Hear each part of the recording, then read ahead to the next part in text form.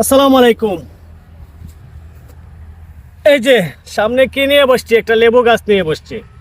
আবার দেখেন এদিকে একটা ডাল, এদিকে একটা ডাল, এখানে এসে তিনটা ডাল দিয়েছে।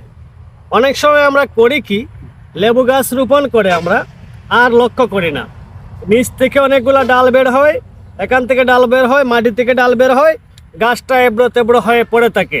এই কারণে অনেক সময় আমরা উপরে লেবু গাছে ফল পাই না। আমি কি করব, এটাকে দেখেন এখান থেকে আমরা সরিয়ে দেবো। গাছের একটা মডেল নিয়ে আসতে হবে। এই যে গাছটা এখন দেখেন কীভাবে দাঁড়িয়েছে।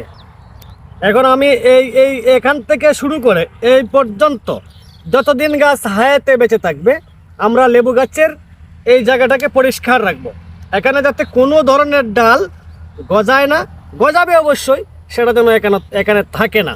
আমরা যেন এটাকে এখান থেকে সরিয়ে দেই, গাছের গোড়াটা যেন আমরা পরিষ্কার রাখতে পারি। এইখান থেকে এখন ডাল